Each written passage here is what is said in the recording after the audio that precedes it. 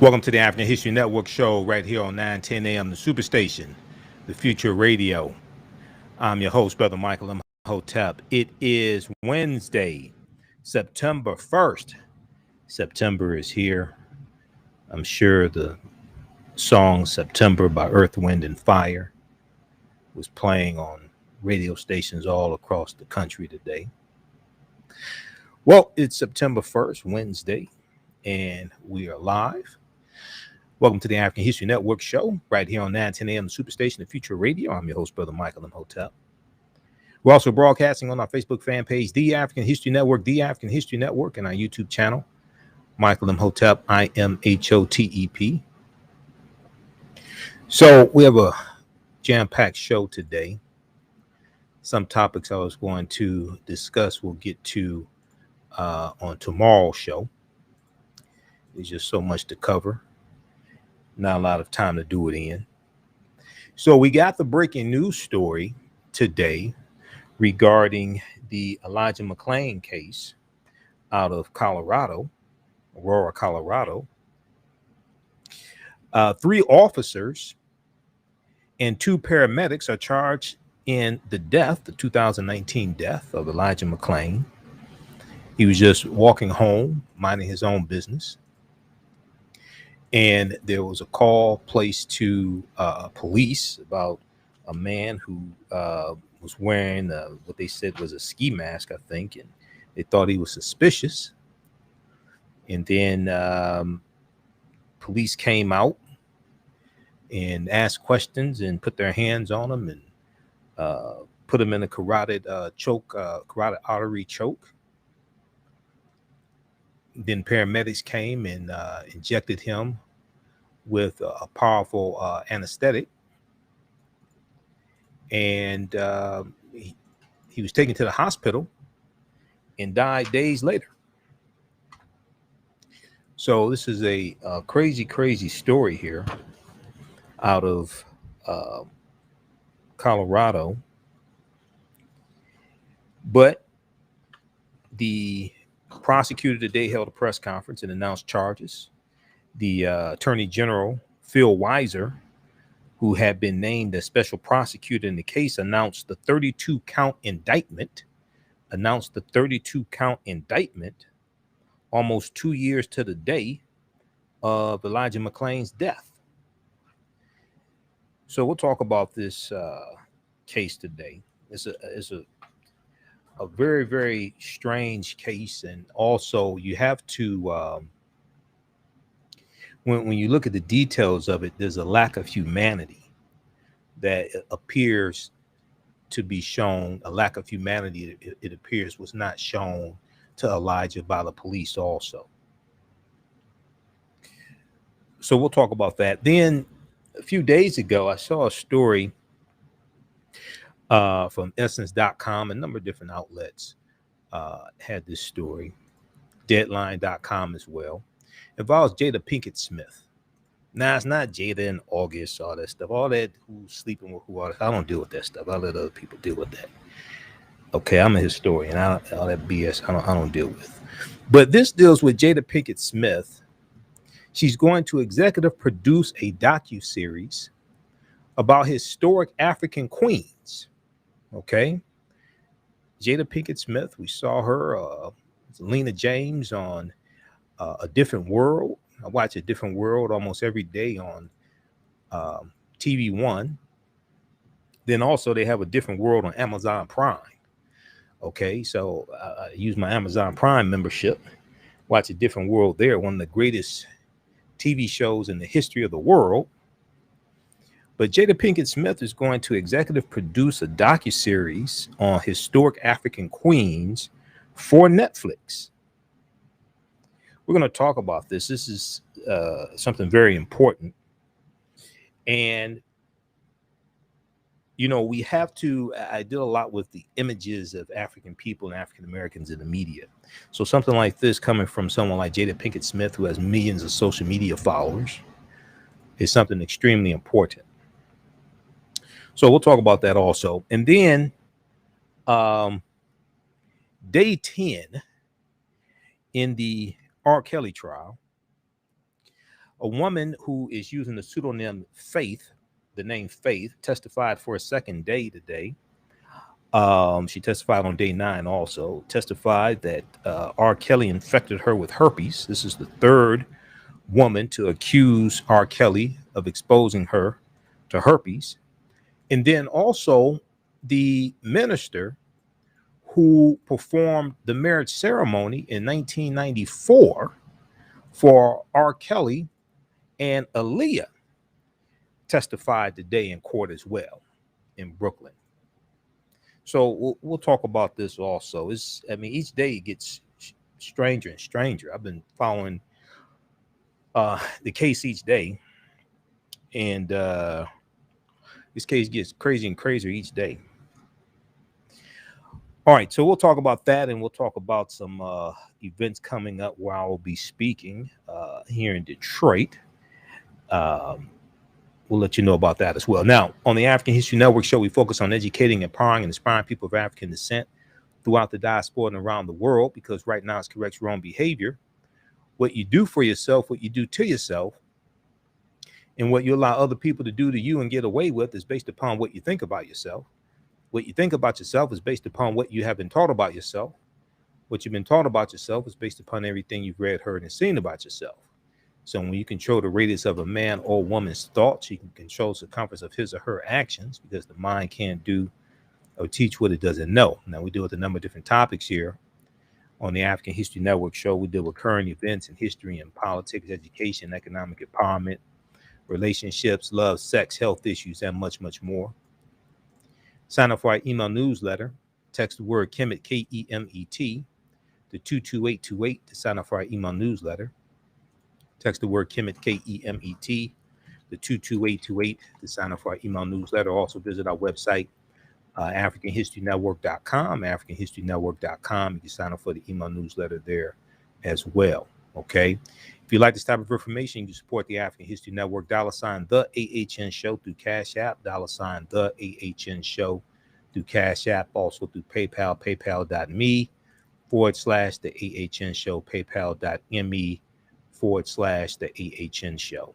Okay. And at our website, AfricanHistoryNetwork.com. We're here 6 days a week. This helps us keep doing the research, stay on the air, keep broadcasting, pay some of the bills, etc. All right, now the call-in number is 313-778-7600 is the call-in number if you have a question or comment. 313-778-7600 is the call-in number if you have a question or comment. I want to go to this first story here dealing with Elijah McClain. So I remember the case when it happened, and I was watching the reporting on this today, and watch some of the press conference also that the state attorney general held as well. State Attorney General Phil Weiser. Also, I watched some of that as well, and some of the legal analysis, etc. There was a good article about this case from the New York Times. Okay. New York Times had a good piece on this story here. We're going to pull this up here from New York Times. 3 officers and 2 paramedics are charged in Elijah McClain's death. Okay. 3 officers and 2 paramedics are charged in Elijah McClain's death. And usually you don't have paramedics who are charged in the death, but I think it is appropriate in this situation here. And let me pull this up. Okay. So a Colorado grand jury indicted 3 officers and 2 paramedics today in the 2019 death of Elijah McClain, who was a young African-American man, who had been walking home when he was stopped by the police and put in a chokehold and injected with a powerful anesthetic, the Attorney General of Colorado announced on Wednesday. Okay, Attorney General Phil Weiser. Now, and just a second here. Okay. All right. So, Attorney General Phil Weiser, who had been named as special prosecutor in the case, announced a 32 count indictment, almost 2 years to the day after Elijah McClain's death. Okay, almost 2 years to the day after his death. Now, State Attorney General Phil Weiser said our goal is to seek justice for Elijah McClain, for his family and friends, and for our state. Our goal is to seek justice for Elijah McClain, for his family and friends, and for our state. He said this at a news conference announcing the charges, and this was the culmination of months of investigation, protests, and calls for justice for Elijah McClain's family and friends that were amplified by the nationwide protests after George Floyd's murder. Okay, in 2020, May 25th, 2020, we know George Floyd was murdered by Officer Derek Chauvin. Now, we're here today because Elijah McClain is not here, and he should be here, said State's Attorney General Phil Weiser, okay, for the state of Colorado. We're going to go to clip one, Shakita, from the press conference. Okay, we're going to go to clip one in just a second here. Now, the 5 defendants included in Elijah McClain's death in Aurora, Colorado, just east of Denver, will each face one charge of manslaughter and criminally negligent homicide, as well as a variety of assault charges. Okay, let's go to this clip here from the press conference today. Late last Thursday, after careful and thoughtful deliberation, grand jury returned a 32-count indictment against Aurora police officers Randy Rodema and Nathan Woodyard, former Aurora police officer Jason Rosenblatt, and Aurora Fire Rescue Paramedics Jeremy Cooper and Peter Chikuniak for their alleged conduct on the night of August 24th, 2019, that resulted in the death of Mr. McClain. Each of the 5 defendants faced 1 count of manslaughter and 1 count of criminally negligent homicide. Officers Rodema and Rosenblatt also faced, each of them, a count of second-degree assault with intent to cause bodily injury and cause serious bodily injury to Mr. McClain. Both also faced 1 count of a crime of violence related to the second-degree assault bodily injury charge. In addition to the manslaughter and criminally negligent homicide charges, paramedics Cooper and Chikuniak also face 1 count second-degree assault with intent to cause bodily injury and cause bodily injury, 1 count second-degree assault for recklessly causing serious bodily injury by means of a deadly weapon, ketamine, 1 count second-degree assault for a purpose other than lawful medical or therapeutic treatment, intentionally causing stupor, unconsciousness, or other physical or mental impairment or injury to Mr. McClain by administering a drug, ketamine. Okay, pause it right there. Pause it right there, Shakita. We're coming up on a break. Pause it right there. We're coming up on a break. Just back it up about 30 seconds. We'll come back to that clip on the other side of the break. You listen to the African History Network show right here on 910 AM, the Superstation, the Future Radio. I'm your host, Brother Michael Imhotep. We'll be back in a few minutes. All right, stand by, everybody. Stand by. Back from break in 4 minutes. Stand by.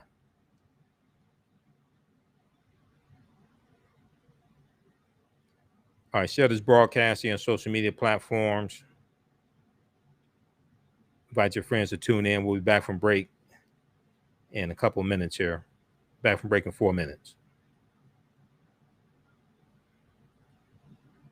Stand by.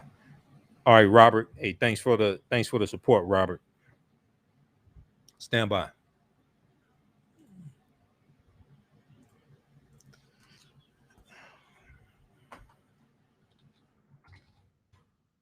Stand by, everybody.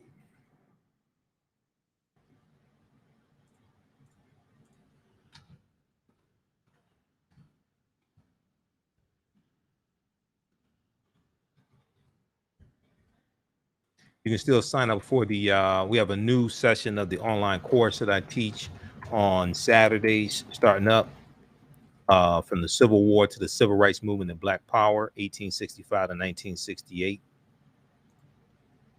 We have that starting up Saturday, September 4th. Stand by.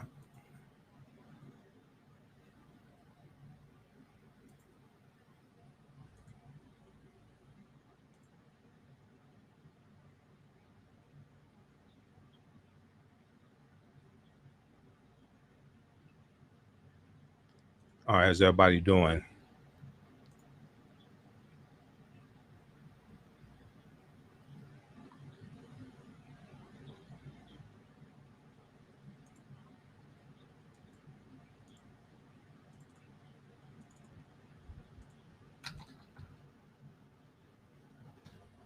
I have an event coming up here in Detroit where I'll be speaking at the Charles H. Wright Museum of African American History on Saturday, September 26th. Stand by. It was laws and Back for breaking policies 1 minute. that put us in this predicament. It's going to be laws and policies that take us out. So when you control the radius of a man or woman's thoughts, you control the compass of his or her actions because the mind can't do what people doesn't know. We have it all on 910 AM Superstation. 910, the Superstation, Detroit's only African-American talk radio. Welcome back to the African History Network show right here on 910 AM, the Superstation Future Radio. I'm your host, Brother Michael Imhotep. It is Wednesday, September 1st, 2021. Next thing you know, we'll be celebrating Kwanzaa, and the year will be over with. We'll be saying Habara Ghani. We'll be celebrating Kwanzaa and Christmas for those who celebrate Christmas. You know, and I don't get mad at people who celebrate Christmas. I don't argue with people. I don't feel the need to give them a 3-hour lecture on the history of Christmas, even though I do a 3-hour lecture on the origins of Christmas. Okay. You know, I just tell people you should study the history of whatever celebrations that you participate in. All right. And then, because a lot of times once you understand the origins of what is you are participating in, it can cause you to alter how you participate in it if you choose to do so. Okay. That's the difference between having wisdom and knowledge. Knowledge tells you what to say. Wisdom tells you when to say it, who to say it to, and when to be quiet and when to walk away. That's the difference between knowledge and wisdom. All right. Okay. Now, speaking of knowledge, 910 AM Superstation WFDF has the greatest advertising package in the history of the world. The Godfather package. Okay, with the Godfather package, you can get 200 spots for $500 with a must air within 30-day policy. A must air within 30-day policy. That is only $2.50 per spot. Only $2.50 per spot, and they will even produce the spots for free. That's right, for free. Call Renisha Williams right now at 313-434-8291. 313-434-8291. Let her know you heard about this from Michael Imhotep. All right. Okay, call-in number is 313-778-7600. If you have a question or comment. So right before the break, we were talking about the case out of Aurora, Colorado, of Elijah McClain. Okay, now he was killed in 2019, and the police officers, 3 police officers and 2 paramedics are being indicted for his murder. There was a press conference held today by the state attorney general, Phil Weiser, who has been named as special as a special prosecutor in the case. He was named as a special prosecutor by the governor, the Democratic, the governor of Colorado, who's a Democrat. I want to go back to this clip here. This is from the press conference today. This is Attorney General Phil Weiser, State Attorney General Phil Weiser speaking. Let's go back to this clip, Shakita.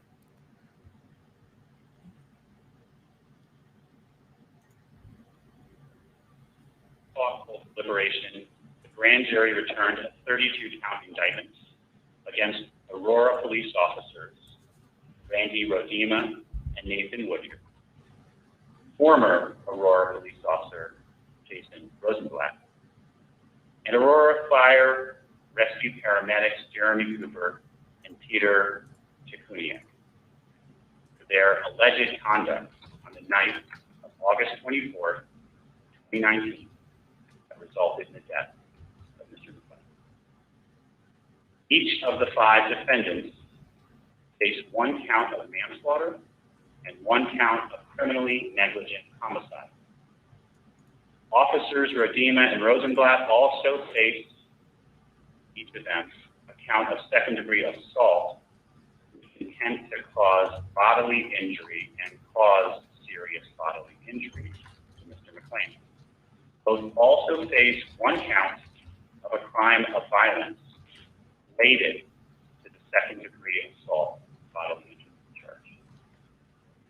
In addition to the manslaughter and criminally negligent homicide charges, paramedics Cooper and Chikuniak also face 1 count second-degree assault with intent to cause bodily injury and cause bodily injury, 1 count second-degree assault for recklessly causing serious bodily injury by means of a deadly weapon, ketamine, 1 count second-degree assault for a purpose other than lawful medical or therapeutic treatment, intentionally causing stupor, unconsciousness, or other physical or mental impairment or injury to Mr. McClain by administering a drug, ketamine, without consent.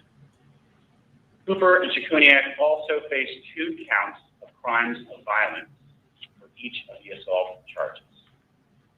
At this moment, my department is filing the indictment in Adams County District Court.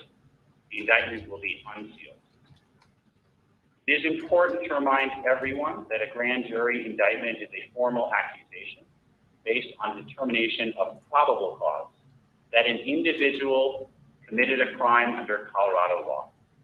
All defendants are presumed innocent until proven guilty beyond a reasonable doubt. Okay, so that was from the press conference today. That's an excerpt of the press conference today. That was Colorado State Attorney General Phil Weiser explaining the charges. Okay, the grand jury returned a 32-count indictment for 3 officers and 2 paramedics also. Okay, as I said at the top of the show, it's very unusual for paramedics to be charged here.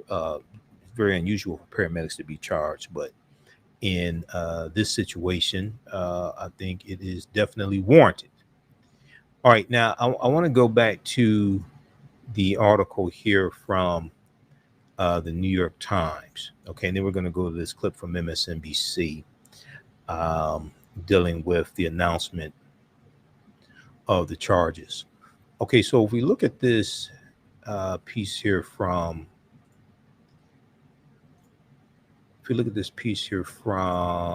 York Times, 3 officers and 2 paramedics are charged in Elijah McClain's death. So let me scroll down here just a second here. Okay. Let's see where. Okay, so the 5 defendants involved in McClain's death in Aurora, just east of Denver, will face each one will face 1 charge of manslaughter and criminally negligent homicide, as well as a variety of assault charges. Now, the 3 Aurora police officers, charged in Elijah McClain's death are Randy Rodema, Nathan Woodyard, and Jason Rosenblatt. Jason Rosenblatt was fired in 2020. The paramedics are Jeremy Cooper and Peter Sekuniak of the Aurora Fire Department. The city indicated that the officers and medics still with the department would be suspended without pay. All right. Now, while it is uncommon for police officers to face criminal charges for on-duty deaths, it is rarer still for firefighters or paramedics to be charged. Now, the indictment was unsealed on Wednesday, September 1st. It accuses the paramedics of failing to follow medical protocols before and after they injected Elijah McClain with ketamine, okay, which is a powerful sedative. Now, Elijah McClain was 23 years old, and he was already handcuffed when the medics arrived at the scene, and the indictment says that they did not talk to Elijah McClain. They did not check his vital signs or properly monitor him after giving him a powerful drug. Now, an autopsy report by the Adams County coroner said that the cause of death was quote unquote undetermined, and that it could have been a result of natural causes, a homicide related to the carotid artery hold on an accident, because they put him in a chokehold. The police put him in a chokehold also. Now, we're going to go to clip 2 here in just a second, Shakita. So when we look at what actually happened, so this took place on August 24th, 2019, about 10:30 p.m. And let me scroll down to this here. So Elijah McClain had been walking home from a convenience store carrying a bag with cans of iced tea at 10:30 p.m. on August 24th, 2019. Okay.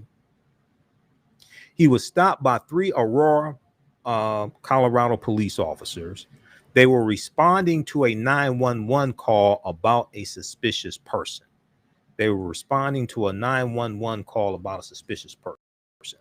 Elijah McClain, who had been wearing a face mask and listening to music, told the officers he was simply walking home and asked the police to let go of him, according to an independent review of the incident.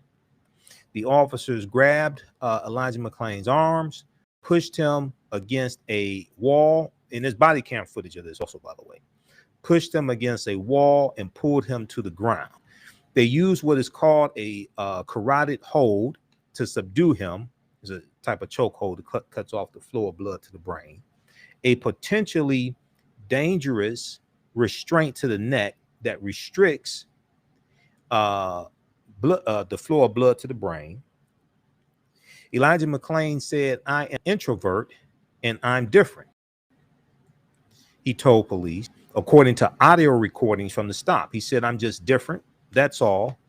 That's all I was doing. I'm so sorry." Now, Elijah was brought to a hospital. When he was brought to a hospital, he was unconscious and he never recovered. He was taken off life support and died on August 30th, 2019. Okay, so the incident happened August 24th, 2019. He was taken off life support and died August 30th, 2019.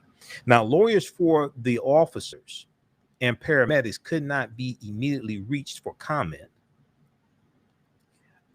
Shortly after the indictments were announced, the Aurora Police Association put out a weak-ass statement defending these officers and saying there was no evidence the officers caused Elijah McClain's death, even though Elijah was fine before these officers stopped him. He was alive. What we do know is he was alive before they stopped him. We do know that.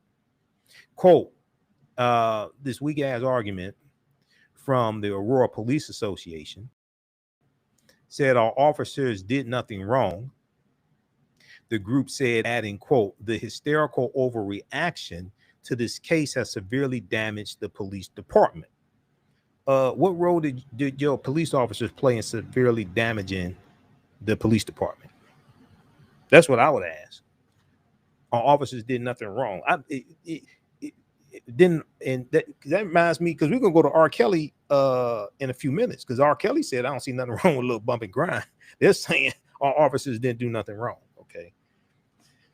Now, the chief of police, Vanessa Wilson of the Aurora Police Department, who was appointed a year after Elijah McClain's death, said the department would cooperate with the legal process. The state attorney general's office is also conducting a broader investigation into practices at the Aurora Police Department. Chief Vanessa Wilson said this tragedy will forever be imprinted on our community. You think? I think it will too. All right, now I want to go to clip number 2. This is Chris Jansen from MSNBC. She's talking about the announcement from the prosecutor today, Prosecutor Weiser. And she's speaking with Gabe Gutierrez of MSNBC, as well as Reverend Al Sharpton. Okay, let's go to clip 2, Shakita.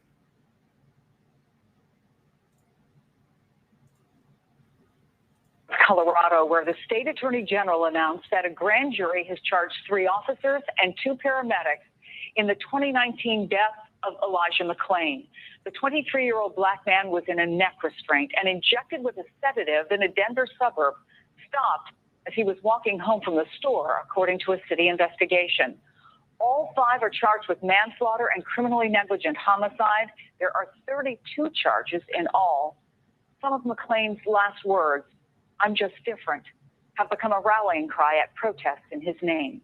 Joining me now, NBC News correspondent Gabe Gutierrez and Reverend Al Sharpton, host of Politics Nation and president of the National Action Network.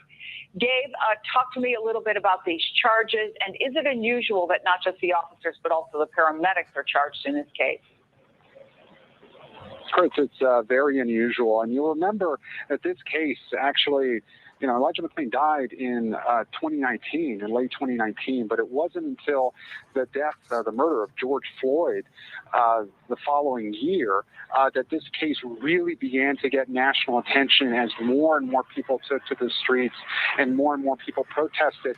And no charges were filed initially, but that increased pressure did essentially reopen the investigation. And so now, this is a result that had been that is welcomed by Elijah McClain's family. It's such a heartbreaking case, Chris. This young man, 23 years old, while walking back from a convenience store, was stopped by police. And his family had said that he really had no reason to be stopped. And on top of that, he was wrestled to the ground. And yes, these paramedics are now being charged because police say that they injected Elijah McClain with that powerful sedative, ketamine. That police say contributed to his death. Now, Chris, I want to also mention that we have just heard a response from the police union, which just released a statement, and still, despite this 32-count indictment, has called the response to this case, quote, a hysterical overreaction. And the Aurora Police Union says our officers did nothing wrong, the union maintained. And sadly, Mr. McClain died due to a combination of exertion, due to his decision to violently resist arrest, and a pre-existing heart condition. Of course, Elijah McClain's family and many activists involved with this case say that that's completely outrageous. They say that he should not have been stopped in the first place. This is certainly a very emotional case. And again, now the breaking developments that 5 officers and paramedics now charged with various charges. Chris? So, Rev, I want to get your take on the significance of these charges, but also that statement by the Police Association. Well, I think the significance is that had it not been for the family and the activists there in Aurora, there would not have probably been a case, because the governor gave this to a special prosecutor. The attorney general did the case. And it was felt, as it is in many cases that I've been involved in with National Action Network, that if you leave it to the local prosecutors who have this kind of bonding relationship with local police, they will not do a real investigation. And when we see this not only indict the police officers, but the paramedics, I think it's because of how the case was handled, because of the diligence and pressure of local activists that stayed on it. Yes, it was given some oxygen by the George Floyd movement that all of us were involved in, but they stayed on it locally. And I think that this is a thing that shows that the pressure does matter. We must have a society where you don't need pressure to get equal justice. To think a young man goes to a convenience store to get iced tea for his brother, and he gets killed unarmed, be given a sedative that he should have never been given by paramedics. And you have to do all this to just get an indictment. And then now the police union has the contempt for the loss of human life, blaming him on being killed by police, saying, I can't breathe, I'm just different. It shows what goes on in this country too often. And that's why we need national federal law to stop this. You know, Rev, I was taken by the fact that a lawyer for Mr. McClain's father said that Mr. Mosley wept. He wept when he heard the news about the indictments today. What does justice even look like here? He was never accused of doing anything wrong when he was stopped. He wasn't doing anything wrong. No, justice would have been him not being, you can't bring his life back. But what it does give is a measure to the family that his death will be something that could be used to prevent others being treated by law enforcement like this that break the law. We should expect law enforcement to protect the Elijah McClain, not to kill them. Here's a young man was suspected of what? Of walking home. Yes, he had on a covering because it is cold in Colorado, and because he was walking home and the color of his skin, he could be killed and backed up by paramedics that would over-medicate him. This is the fear that too many lives in our community, too many families have. So when Elijah McClain's father wept, he wept with the kind of demonstration that too many of our families have. Is it reminds him of the pain of losing his son, and it gives him the relief that at least this time he may get justice. Now, you still have to have a trial and still have to face a jury. We just went through with George Floyd and other cases. It wasn't until the very end that we even knew then that policemen would be convicted. So this is far from over, but at least we have a beginning. Again, that breaking news, 5 people charged in his death. Thank you so much, Rev. Thank you, Gabe Gutierrez. We appreciate it. Okay, that is from MSNBC today. That's Chris Jansen sitting in for Eamon Mohadeen, and Chris Jansen was speaking with Gabe Gutierrez and Reverend Al Sharpton. And people listening to 9:10 a.m. Superstation WFDF listen to Reverend Al Sharpton Monday through Friday, the 1 p.m. to 4 p.m. Eastern Standard Time, right here on 9:10 a.m. Superstation WFDF. Okay, so hopefully the 3 officers as well as the 2 paramedics will be found guilty. Hopefully they'll go to prison. This is just a ridiculous case. Now, if we go back quickly here to the piece here from the New York Times, and we're going to go to clip 3 in just a second. Shakita, we'll go to clip 3 in a few minutes, dealing with day 10 in the R. Kelly trial. An independent review of Elijah McClain's death, released in February 2021, issued a scathing catalog of errors committed by the officers and paramedics during the encounter and in the investigation that followed.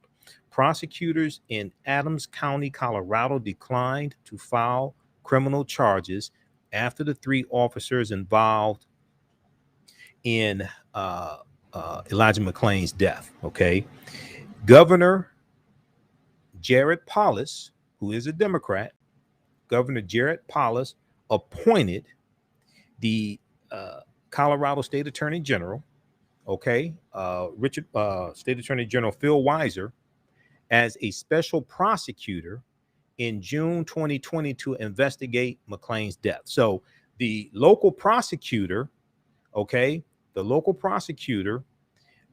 declined to file criminal charges in the death of Elijah McClain. The governor, in many of these states, based upon the state constitution, the governor has the authority to appoint a special prosecutor. That's what happened in this case. The governor appointed the state attorney general as a special prosecutor in this case here. And this is why you have the indictment after the local prosecutor failed to file criminal charges. Governor Jared Polis appointed State Attorney General Phil Weiser as a special prosecutor in June 2020 to investigate Elijah McClain's death. The grand jury, which had been investigating the case since December 2020, issued the indictments and concluded its work last week, Thursday. Phil Weiser said, State Attorney General Phil Weiser said. All right. An attorney for Elijah's mother, Miss McClain, hailed the charges and said they reflected her tireless work to fight for justice for her son. Okay, read this full article here. This is from the New York Times. 3 officers and 2 paramedics are charged in Elijah McClain's death. 3 officers and 2 paramedics are charged in Elijah McClain's death. So hopefully they'll go to prison. Maybe they can all be cellmates. Maybe they can all be cellmates. All right, I want to go to this next story here. I saw this a few days ago, and I saw different outlets carried. I think the first story I saw was from Essence.com. Essence.com. I read Essence also. I know Essence is for African-American women, but I guess you have to read what they read and know what they need, I guess, as the saying goes. Okay. It's not helping me any, but anyway. But I still like Essence, right? So Jada Pinkett Smith, we first saw as Lena James on A Different World, and we saw her in Jason's Lyric, and Set It Off. And now she's on the Red Talk Table on Facebook.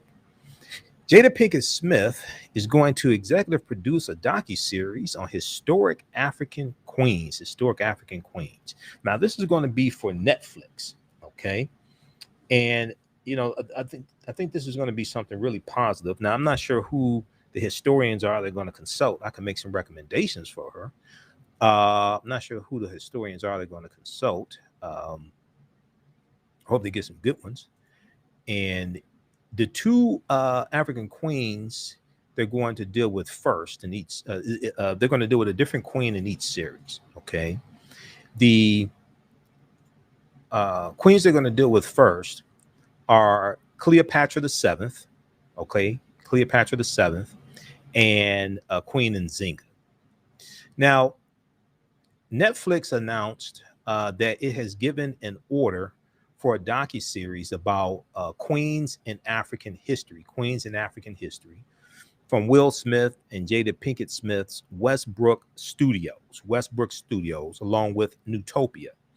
Now, Jada Pinkett Smith is slated to executive produce the series.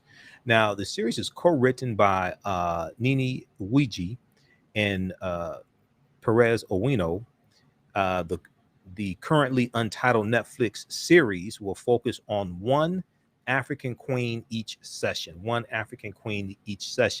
beginning with Cleopatra VII in season number 1. The second season will highlight Nzinga. Now, I think they mean Queen Nzinga. Queen Nzinga of what's present-day Angola. And both will contain interviews from field experts and premium content with scripted reenactments. Premium content with scripted reenactments.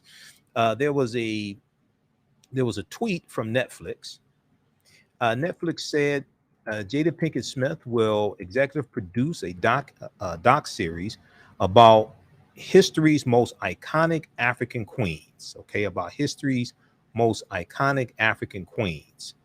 And let me see something here. Hold on. Where is this? Just a second. Let me.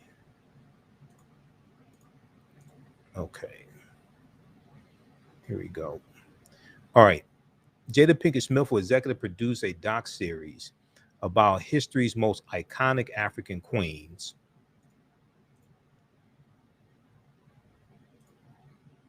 Most iconic African queens. Season 1 will cover Cleopatra. That's Cleopatra the Seventh. One of history's most powerful yet misunderstood women. Season 2 will cover Nzinga, but it's actually Queen Nzinga. The fearless 17th century warrior queen of Matamba and Ndongo, okay, in present day Angola. Now, Cleopatra's season will cover the life of the Egyptian queen whose beauty and romantic endeavor came to overshadow her uncredited intellectual prowess, okay, her uncredited intellectual prowess. And I was looking for some information on Queen Nzinga also. I think face-to-faceafrica.com has an article on Queen Nzinga that you can check out as well. Let me see something here. Okay, let's pull this up. I think face-to-faceafrica.com has an article you can pull up. I was looking at some information today from thought.com as well, dealing with this. So it's going to be interesting. Now, there's a commercial right now, and I think the commercial is for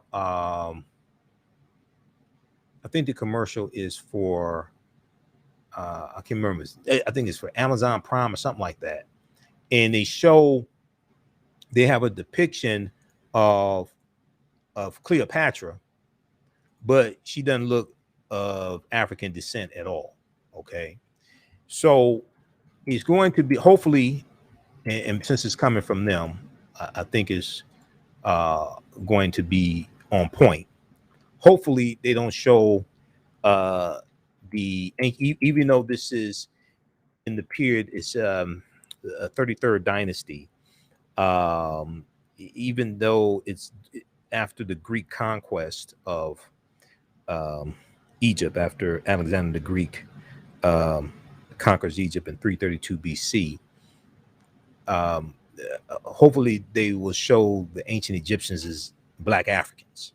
Okay, and yes, there was intermixing taking place because the Greeks had conquered. The Greeks are intermixing into the population, but this is before the Arab conquest, so don't show them looking like Arabs. This is before this is before 7th century AD. This is before the Arabs conquer Egypt, so don't show them looking like Arabs. All right, now if we go back to this piece here from Essence. Cleopatra's season will cover the life of the Egyptian queen whose beauty and romantic endeavor came to overshadow her uncredited intellectual prowess. Cleopatra's heritage has been the subject of much academic debate, which has often been historically ignored by Hollywood. The series will reevaluate those parts of her life, possibly changing the narrative. Now, the last active ruler of the Ptolemaic kingdom of Egypt, Cleopatra, has been portrayed by white American and European, as well as Middle Eastern actresses. We remember Elizabeth Taylor portraying Cleopatra. Okay, we had this white woman portraying Cleopatra. She was believed to have had Greek and possibly Persian ancestry, but there have been theories that have stated otherwise. Now, the second season features Queen Nzinga, the fearless 17th century warrior queen of the Matamba and Ndongo, which is now present day Angola. The nation's first female ruler, she earned a reputation for her balance of political, diplomatic, and military-minded leadership. For many present-day followers, she has been known, Queen Nzinga has been known for resistance and perseverance. Jada Pinkett Smith told Deadline.com, quote, as the mother of a young Black woman, it is immensely important to me that she learns the lessons of the African queens who paved the way for our success and the success of generations of Black women. Okay, this is why I'm wearing my shirt honoring African women today, because we're dealing with this story. Check out this piece here from Essence.com.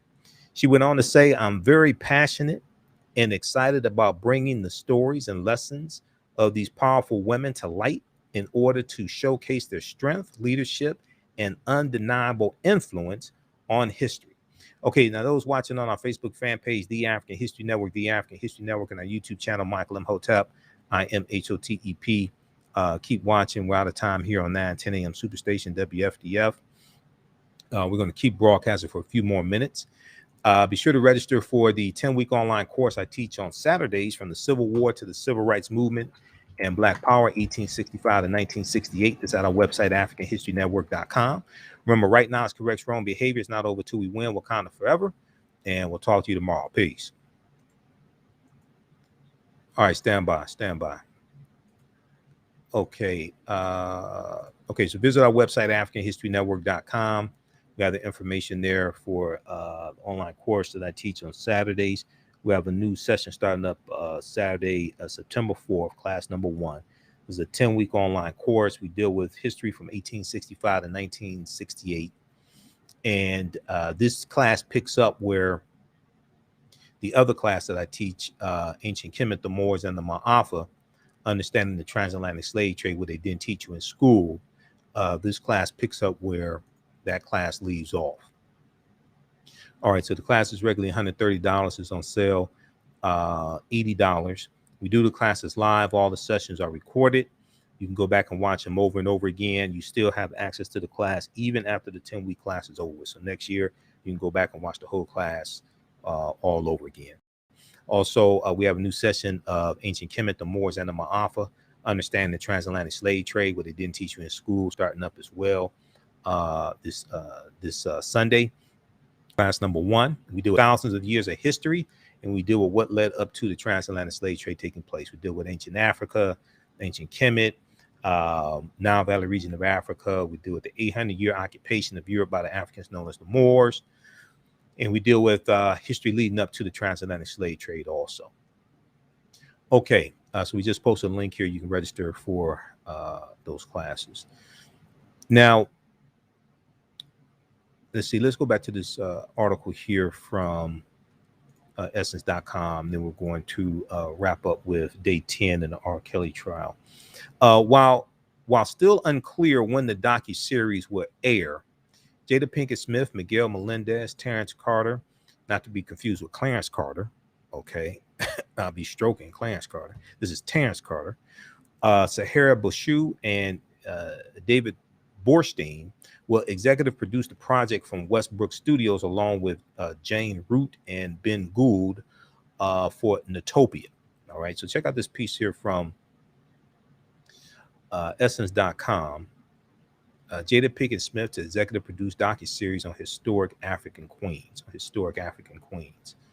Now, there was some information I was looking at today from thought.com. You can take a look at this. And this is dealing with the Ptolemies, the Ptolemaic dynasty in Egypt. The Ptolemies dynastic Egypt from Alexander to Cleopatra. The last pharaohs of Egypt were Greeks. Okay, this is after they were conquered by Alexander the Greek. Some people call him Alexander the Great. We call him Alexander the Greek because there was nothing great about him. The Ptolemies were the rulers of the final dynasty of 3,000 years of ancient Egypt, and the progenitor of the Macedonian Greek by birth. The Ptolemies broke millennia of tradition when they based the capital of their Egyptian empire not in Thebes or Luxor, but in Alexandria, a newly constructed port on the Mediterranean Sea. Okay. In the Ptolemaic dynasty, was founded by Alexander the Greek in 332 BC. All right.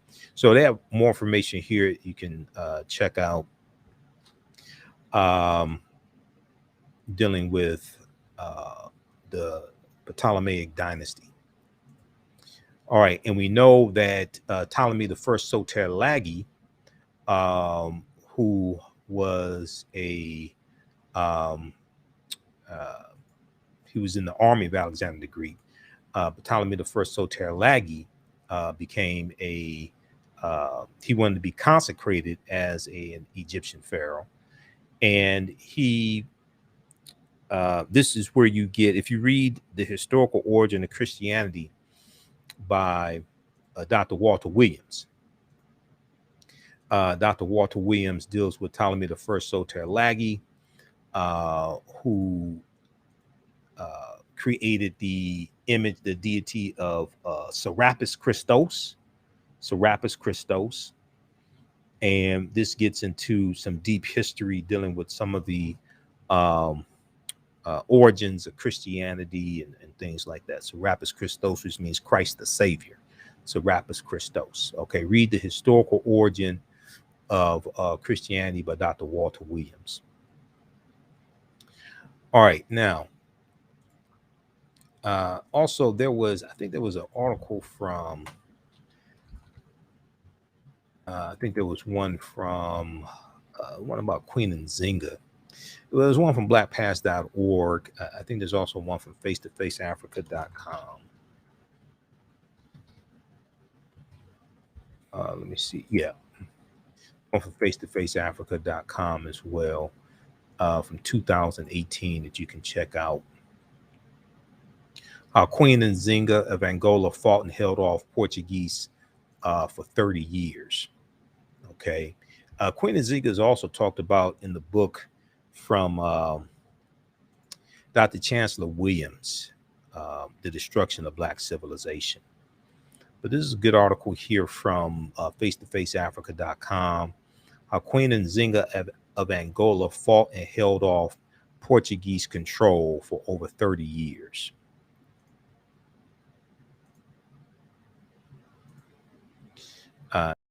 Here is a depiction of Queen Nzinga. All right. The Portuguese were the earliest European colonists to settle in Africa, owing largely to the fascination of the ever-adventurous Portuguese Prince Henry the Navigator. And we know the Portuguese were the first ones involved in the transatlantic slave trade right about 1441. From the island of Azores down to the region of Guinea, it didn't take long for the Portuguese to establish a colony in Angola precisely in 1570. However, the Portuguese's overall control of Angola was not as anticipated. It was not because they didn't have superior technology and weaponry, which they had always used to much success. It was more of the bravery. It was much more of the bravery, military strategy, and diplomatic acumen exemplified by one of the greatest warrior queens in African history, Queen Nzinga of Ndongo and Matamba kingdoms of Angola. Now, Queen Nzinga was born in 1583 AD, just about the time the transatlantic slave trade was booming, and the Portuguese, who dominated the transatlantic slave trade for about the first 200 years, the Portuguese were gradually establishing control over Angola. Most of the local chiefs assisted the Portuguese either in slave raiding or taking possession of lands, and in return receiving items such as mirrors, guns, even wines, and other material items.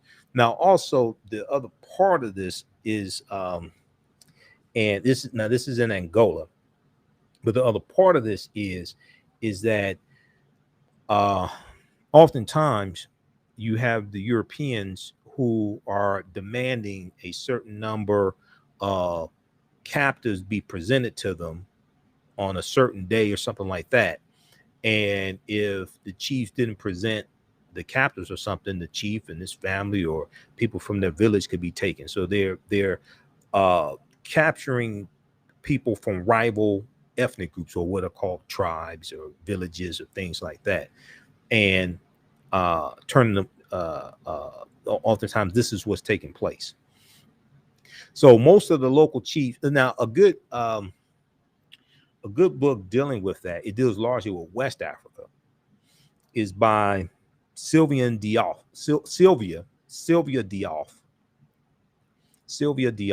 and it's called Fighting the Slave Trade by Sylvia Diop, because it's a very, very complex history, and it deals with different strategies in fighting the slave trade. It's at Amazon, or you can check your local African American bookstore. Fighting the Slave Trade by Sylvia Diop. I've read some interviews she's done, and I read about her book. I reached out to her back when Kanye West made some idiotic statements about slavery sounded like a choice. I reached out to her because I wanted to interview her on my show, but she was out of the country at the time. She emailed me back, so I need to get in touch with her. I've read like some articles she's been interviewed in, etc. But this is the book here, Fighting the Slave Trade. And let me see something here. Let me back up. This is a synopsis here.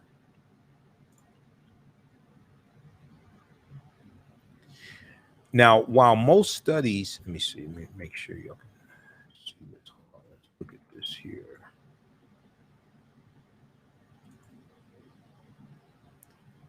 All right, let's try to increase the size of this. Blow this up as much as possible.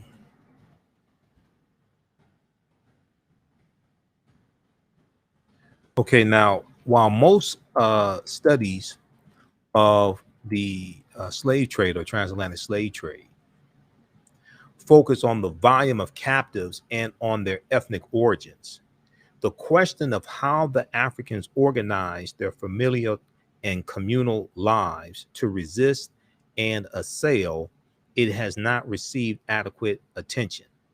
But our picture of the slave trade is incomplete without an examination of the ways in which men and women responded to the threat and reality of enslavement and deportation. Fighting the Slave Trade is the first book to explore in a systematic manner the strategies Africans used to protect and defend themselves and their communities from the onslaught of the Atlantic slave trade and how they assaulted the Atlantic slave trade or transatlantic slave trade. It challenges the wide-held myths of African passivity and general complicity in the transatlantic slave trade, and shows that resistance to enslavement and to involvement in the slave trade was much more pervasive than has been acknowledged by the orthodox interpretation of historical literature. Focused on West Africa, the essays collected here examine in detail the defensive, protective, and offensive strategies of individuals, families, communities, and states. In chapters discussing the manipulation of the environment, resettlement, the redemption of captives, the transformation of social relations, political centralization, marriage, violent assaults on ships and entrepots, shipboard revolts, and controlled participation in the slave trade, and controlled participation in the slave trade as a way to procure the means to attack the slave trade. because in some cases they are trading captives for rifles and bullets to then attack the slave trade. Now, fighting the slave trade presents a much more complete picture of the West African slave trade than has been previously available. Okay, so check this out. This is Fighting the Slave Trade by Sylvia Diouf. She is a historian of the African diaspora. Sylvian Diouf. She's written a number of books. That's a bad sister. All right. So check that out. Now, if we go back here, can we go back to and check with your local African American bookstore owner as well. I'm not saying order it from Amazon, but check with your local African American bookstore owner. But oftentimes when we talk about the transatlantic slave trade, it's a very, very nuanced history, especially in the continent of Africa. It's a very, very nuanced history. Okay. So back to this article quickly here about Queen Nzinga. Most of the local chiefs assisted the Portuguese either in slave raiding or taking possession of lands, and in return receiving items such as mirrors, guns, even wines, and other material items. Here's another full color depiction of Queen Nzinga. Now, it should be noted that England and France had joined the profitable colony business, and Portugal wanted to dominate Angola as soon as possible. Let me see. Okay, read the rest of this here.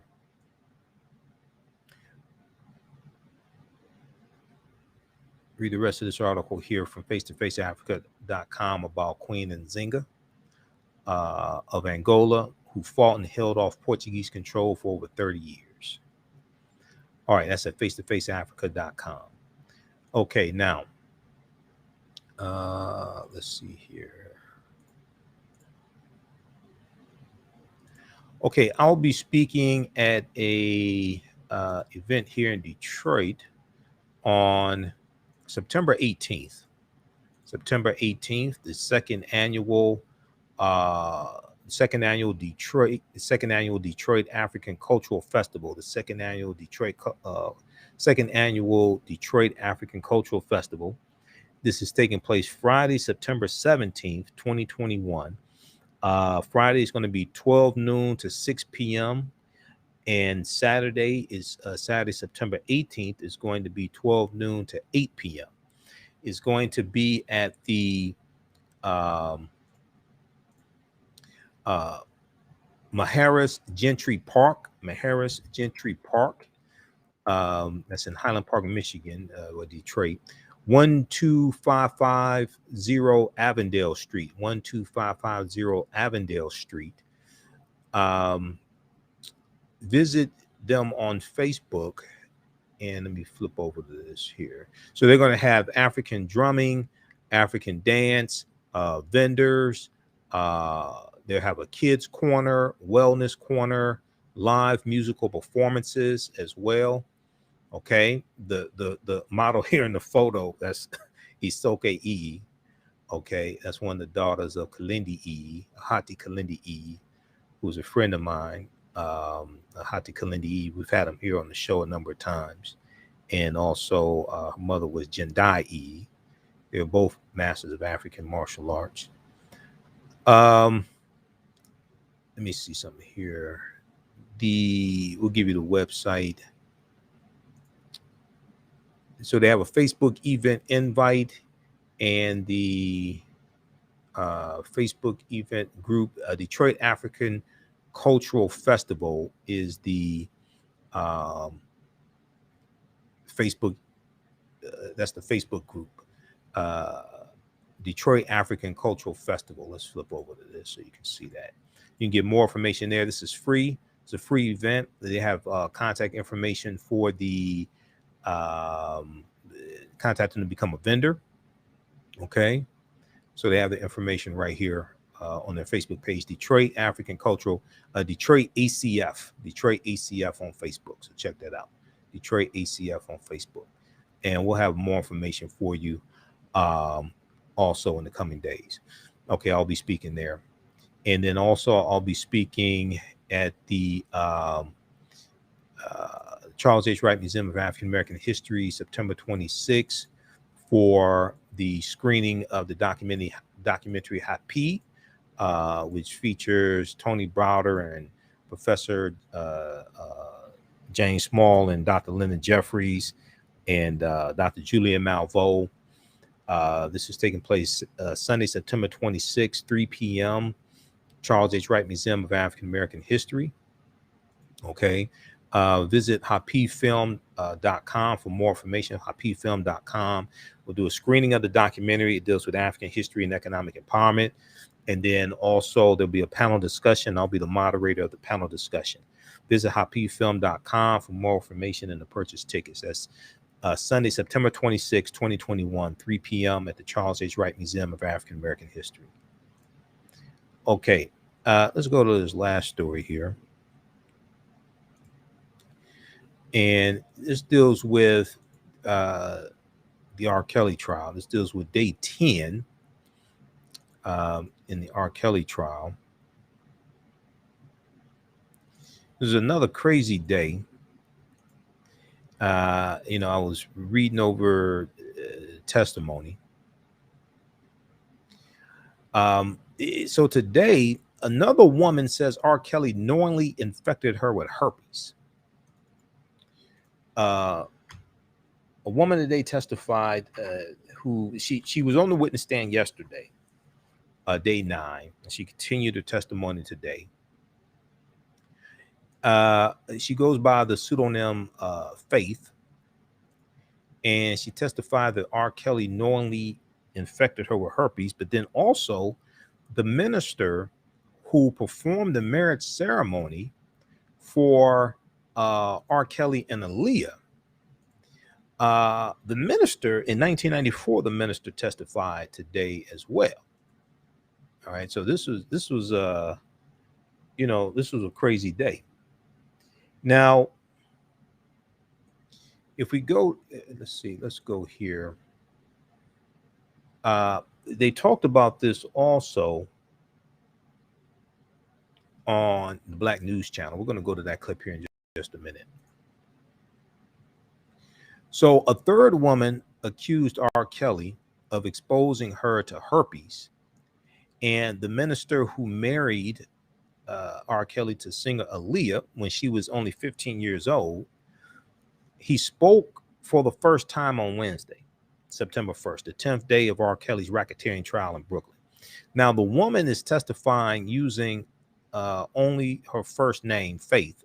So I'm sorry, only her first name, Faith, not a pseudonym. It's her first name, Faith. Other people using pseudonyms. Her first name, Faith, and she accuses R. Kelly of exposing her to herpes. Faith, whose testimony began on Wednesday, said the singer did not inform her that he had the incurable disease herpes before they began having sex, and that he often declined to use a condom. She testified, I said, "Are you going to use a condom?" And she recalled asking R. Kelly during their first sexual encounter. She said, quote, "He said we don't need a condom," end quote. Now, five accusers who have testified so far said that they were underage when their sexual encounters with R. Kelly began, but Faith told jurors that she was 19 years old when she first met the entertainer at a concert in Texas in 2017, and they began a sexual relationship of about 11 months after that. Okay, about 11 months after that, a sexual relationship for about 11 months after that. We're going to go to this clip here just a second from Black News. Let's see here. We're going to go to the one from, we'll go to this one here from the Black News Channel. Candace Kelly who were sometimes co-panelists on Roland Martin Unfiltered. Candace Kelly was on the Black News Channel today, providing legal analysis, okay, about the case. We're going to go to that here in just a second. Let me pull that up. All right, now let's continue here. Okay, let me pull that clip up. All right, yeah, we'll get that queued up. Okay, now R. Kelly, whose real name is Robert Sylvester Kelly, denied the accusations and pleaded not guilty to the charges against him, which include a single count of racketeering and 8 counts of violating an interstate anti-sex law known as the Mann Act. Federal prosecutors have accused R. Kelly, 54 years old, of running a decades-long criminal plot that used his fame and a network of associates and employees to prey on women and girls for sex. All right. Now, I want to go to this clip here, and we'll talk about the minister who performed the ceremony to marry R. Kelly to Aaliyah in 1994. Let's go to this clip. It is the beginning of day 10 now. Testimony in R. Kelly's sex trafficking trial. The prosecution is working overtime, showing R. Kelly as the leader of a criminal enterprise whose former business associates and entourage helped enable his illegal behavior for years. Joining us now to talk about it, our justice correspondent, Candace Kelly. Good morning to you, Candace. Good morning. It is now. Yeah. Good morning to you. We got to talk a little bit more about the witness named Faith. She said she wasn't even a fan of R. Kelly's. They happened to meet. She was 19. She testified he raped her. What else stood out about her testimony as if that wasn't explosive enough? Well, you know, Sharon, I think one of the things that is most interesting and important is that she was someone who was not a fan. And this is something that the defense has used on cross to try to discredit many of the people who have taken the stand, that they were fans, that they were groupies, that they knew what they were getting into. But this particular person said that she wasn't a fan, but yet she was exposed to so many of the things that many of the other women were exposed to in terms of being a part all of a sudden of this entourage where she was involved in different sexual acts. The other thing is that she's 19 years old. So this is someone who was 19 when R. Kelly raped her. So we're not necessarily talking about the age that is of issue here, but we're talking about the controlling factors that were these raw rules that we heard were in place that she also succumbed to, even though she was a person of age who might have been able to decipher one way or the other, but she still fell prey to it. So this is really strong for the prosecution to show the controlling factors that were in place allegedly by R. Kelly.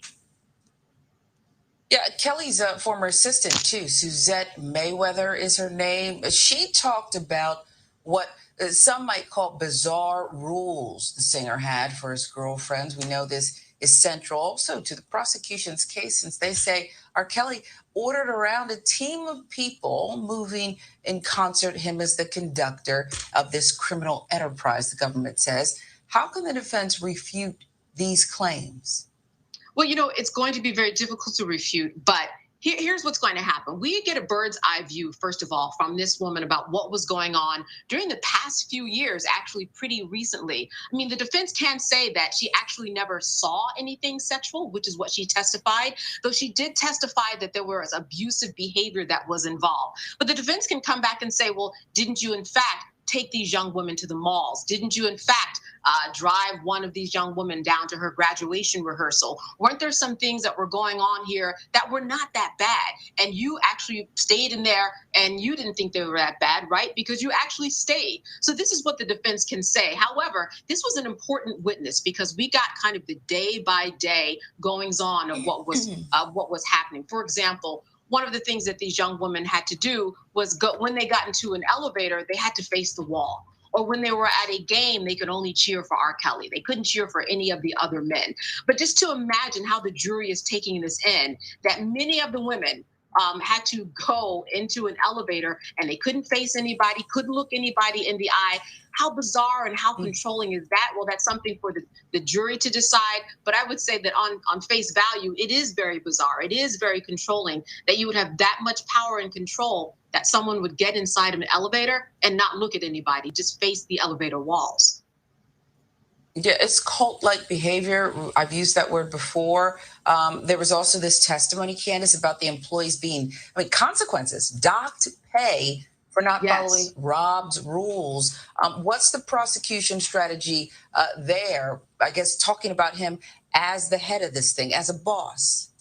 So listen, this case right now could go either way. It's not something that the prosecution just already has in the bag. What they're doing is they are building. They're laying out these Rob's rules to say, listen, this is someone who knew that he was in charge and that his power trickled down to everybody in this alleged enterprise. That if you didn't do what he said, you would be assaulted, you could be raped, you could be docked pay, you would have to write blackmail letters, including this employee who said that she had to write a letter talking about her guilt and whatever she did that he did not like. So what we have is a prosecution building. We're going to hear from other people who will talk about this enterprise and will talk about his power. That is what is going to be central to this case. The power and control 19, whether you were 15, control 19, whether you were 15, that these were Rob's rules. Rob was in control. Rob explained and told everybody what to do, and everybody followed suit. Otherwise, there would be consequences. And that's why the building of these witnesses is very important for the witnesses. Mm-hmm. For the prosecution, rather. Just right. No, I get, we get it, Candace. But just we've heard about the physical assaults, those allegations, but just the mind control here. Yes. And again, him allegedly as the conductor, with all of these people, some of them grown, who had been in the world getting full life experience. It is fascinating in the worst way. Justice Correspondent Candace Kelly, thank you. All right, so that was from today, Start Your Day, Black News Channel, Candace Kelly and Sherry. Okay, so I want to go to, let's go back to this article here from, I'm going to go back to this article here from the New York Times. New York Times has had really good reporting on this case. So the minister, his name is Nathan Edmond, who performed the marriage ceremony in 1994 for R. Kelly and Aaliyah, testified. Nathan Edmond had never heard of the R&B singers who he was asked to marry in 1994. R. Kelly and Aaliyah. He had never heard of them in 94. The marriage of R. Kelly and Aaliyah has been central to the case against R. Kelly. Now, the pair married in 1994, as I said, when R. Kelly was 27 and she was 15. She was underage. R. Kelly had come to believe that that Aaliyah, who died in 2001, might have been pregnant with his child. Other witnesses have testified. Now, Nathan Edmond said he was presented with a confidentiality agreement by one of R. Kelly's male associates when he arrived at the Chicago area hotel when the wedding occurred. He said, quote, "I kind of chuckled. If it was supposed to be a confidentiality agreement, it should have been a lot more airtight than that," end quote, he said. Now, Nathan Edmond said the man instead asked if he would give his word that he would not discuss the wedding. He said he agreed and had not spoken publicly about it until Wednesday, September 1st, because I never heard of him before this. Okay. Now, at the ceremony, R. Kelly and Aaliyah emerged from another room in matching jogging suits and exchanged wedding vows. And in 10 minutes or less, the proceedings were over. Nathan Edmond testified. He said he was offered $25 or $50 for his services, but he added he, quote, was just doing it as a favor, end quote, for a friend, and said he found the entire situation odd. Yeah, more getting married in jogging suits, you know. You know, I thought they were gonna say she had Mickey Mouse ears on or something like that, but you know. Quote, I didn't think it was anybody special, he said. I didn't understand it at all. And then we talked about Faith, who testified. She's the sixth accuser to take the witness stand. She testified on Tuesday and Wednesday, Tuesday, August 31st, and Wednesday, September 1st, as well. Faith, the fifth accuser to take the stand against R. Kelly, told jurors on Wednesday that shortly after her final sexual encounter with R. Kelly in 2018, she began to develop cold symptoms, and that later her mouth had bumps everywhere. She testified that she went to urgent care and later to her OBGYN, who diagnosed her with type 1 herpes. She said, I was in shock, she said. Now, Faith told jurors that she reached out to R. Kelly several times, but that he never responded. She said, quote, I really just wanted him to maybe give me answers or just acknowledge that he did it, Faith testified. She said, I knew it was him. She said she contacted a lawyer in her home state of Texas and later received a call from R. Kelly after she had texted him repeatedly. Faith testified that she asked him why he did not disclose that he had the disease, herpes. She said, quote, he said, I don't know what you're talking about, but if I did know what you're talking about, we're not going to talk about it over the phone, she recalled. Now, Faith became the third woman to testify that she contracted herpes after R. Kelly exposed them to the disease without notifying them that he had been infected.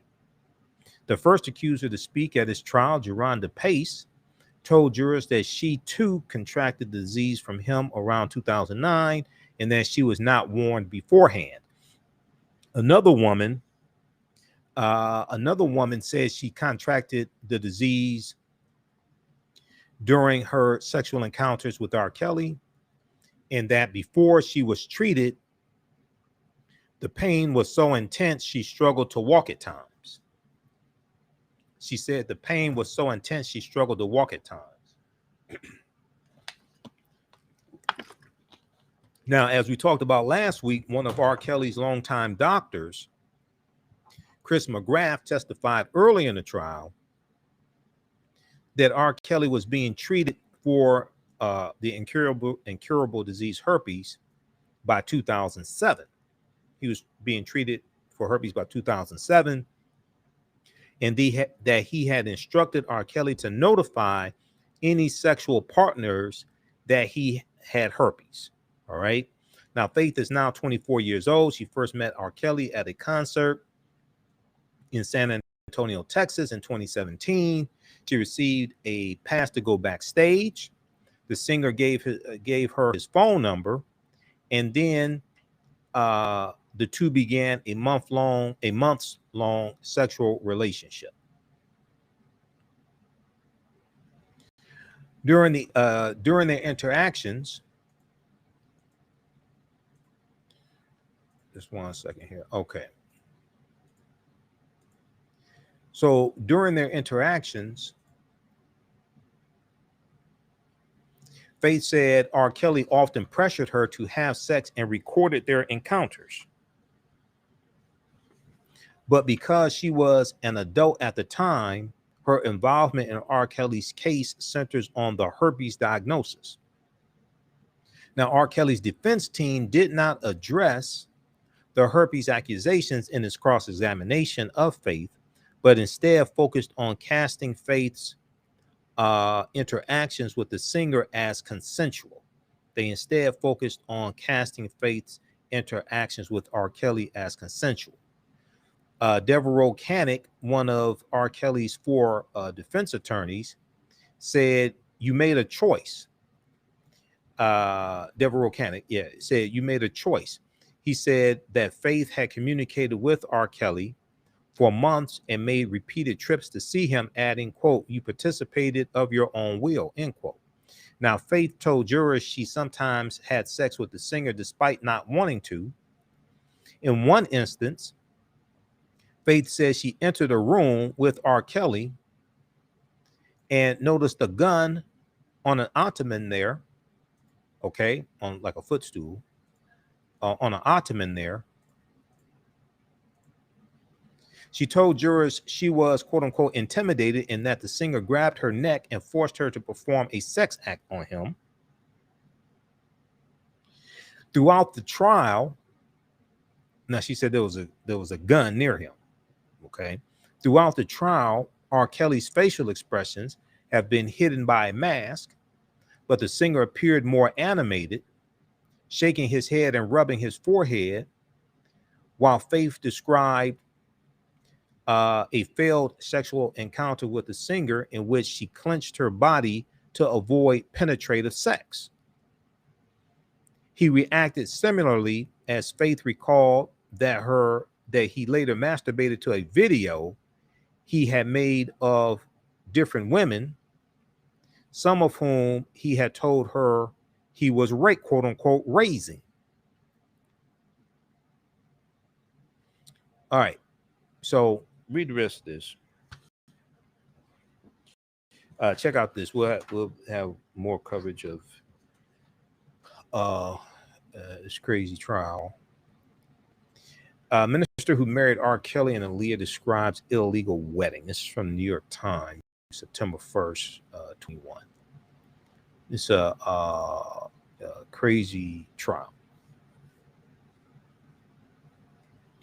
The Black News Channel caught up with the father of Faith today, and they spoke to him.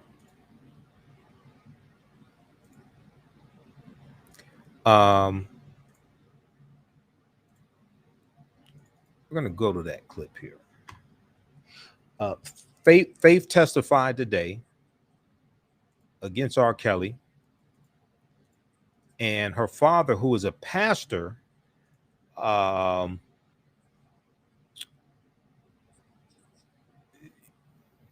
Black News Channel correspondent Astrid Martinez caught up with him today outside of the courthouse. We're going to go to this interview here. Okay, let me cue this up just a second. All right, let's go to this. It was very. I didn't expect to hear from the father of Faith, but let's go to this. Take a listen. There are times when I want you to take a listen. Go through Faith's father. He spoke to us about how his daughter is feeling the trauma she has to go through, reliving the moment she shared with Kelly on the witness stand. I want you to take a listen. There are times when you hear testimony as a dad, you know, concerning another man taking advantage of your daughter. You feel a funny kind of way, you know, anger and upset at the defendant, you know. And Charles, I know one time during the testimony, the prosecution was talking about that R. Kelly sat and talked to your daughter and said, you know, me and your father we share something. Yeah, that part, how did that come across to you? He was saying that you guys shared something in common. Yeah, I understood what he meant from a spiritual point of view, being a pastor. You know, there are certain gifts that God gives us to have discernment and to be able to see into things and things be revealed in the spirit. So he was kind of using that in a manipulative way to say that he had that same ability that was God-given, which wasn't the case. So that really disturbed me. In reality, you know, I do try to put myself in that man's position, knowing that there's people that love him and that he had parents. Well, his mother's deceased, but I'm sure he has family. And so I try to look at it from their side too, you know, and if he was my child, you know, what would I want? So What would you want? well, if he was my child, you know, I would want mercy. I would want forgiveness, you know, but that would depend upon him acknowledging that he's actually done something. Faith is not healed. I don't know that Faith will ever be healed, you know, because this is going to be attachment with her for the rest of her life. Just the celebrity of this man, she will always be attached some kind of way. But I just hope that my daughter will be able to make adjustments and learn to live with whatever attachment she has to live with and go on with her life. But emotionally, there's some work to be done with Faith. She has her ups and downs. Okay. So that was from today outside the courthouse. Okay, the father of Faith, Black News Channel caught up with him.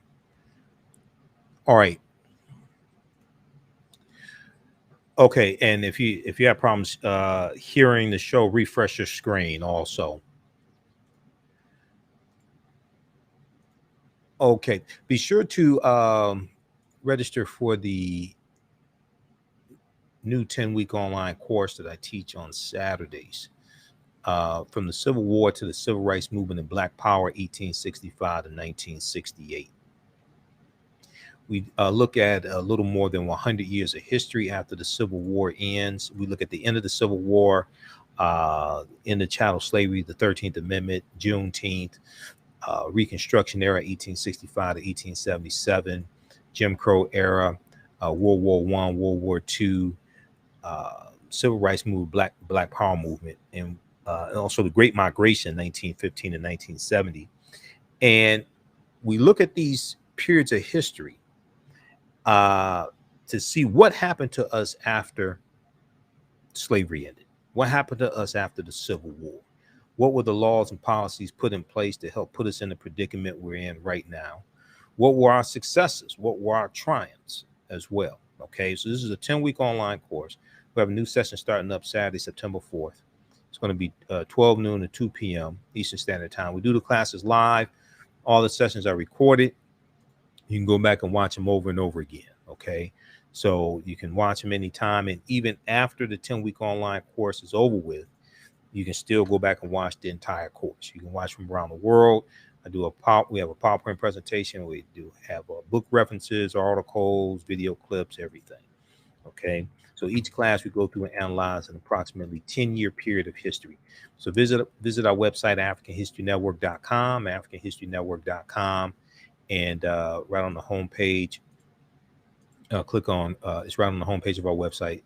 Click on register here. Takes you to the next page. Click on enroll. As soon as you register, you can start watching the content. There's also bonus content. You're going to get the lecture I did June 16, 2021, dealing with the real history of Juneteenth. It's about a 2.5-hour lecture. So you get that, and we have some other bonus content also. Okay, so it's a fantastic class from the Civil War to the Civil Rights Movement and Black Power, 1865 to 1968. So you can ask questions during the class also. We have a live text chat. Now you can see me, I can't see you. So if you're worried about me seeing you, something like that, you know, you don't have to worry about getting dressed up for class, anything like that. Okay, I can't see you. All right, and then the other class that I teach is Ancient Kemet, the Moors, and the Ma'afa, Understanding the Transatlantic Slave Trade, what they didn't teach you in school. This is also a 10-week online course. We deal with thousands of years of history and what led up to the transatlantic slave trade taking place.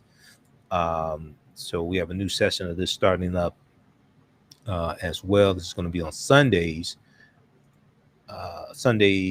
12 noon to 2 p.m. Okay, and it's the same format of the class also. All right, so you can register for those at our website, AfricanHistoryNetwork.com, and we just posted a link here as well. It's right on the homepage of the website. And all my DVD lectures and digital downloads are at our website, AfricanHistoryNetwork.com. We have this 15 DVD bundle pack, the Michael Imhotep Black History Month 15 DVD bundle pack, which includes 15 of my lectures, some of my lectures in the past 2 or 3 years. Okay, and that's on sale $100 right now. That's at AfricanHistoryNetwork.com. And we also have digital downloads of my presentations at our website also. All right. So look, we have to get out of here. Remember, the African History Network, we focus on educating, empowering, and inspiring people of African descent throughout the diaspora and around the world, because right now it's corrects wrong behavior. You can support the African History Network as well. $ the AHN Show through Cash App. $ the AHN Show through Cash App. Also through PayPal, paypal.me / the AHN Show, paypal.me / the AHN Show. So this is our official Cash App account, $ the AHN Show, SHOW. That's our Cash App tag. These other ones here are fake African History Network Cash App accounts. On our Cash App account, it says Michael, and it shows my picture there. All right, so you can support us through Cash App or PayPal, and paypal.me / the AHN Show. This helps us keep doing the research, stay on the air, keep broadcasting. We're here 6 days a week, Monday through Friday, 11 p.m. to midnight, and Saturdays and Sundays, 9 p.m. to 11 p.m. Eastern Standard Time. All right, so thanks for tuning in today. Remember, at the African History Network, we focus on educating, empowering, and inspiring people of African descent throughout the diaspora and around the world, because right now it's corrects wrong behavior. How you doing, Fly Girl? All right, thanks, Fly Girl. She said, thank you for your research and information. You are appreciated. Remember, right now it's corrects wrong behavior. It's not over till we win. Wakanda forever, and we'll talk to you tomorrow.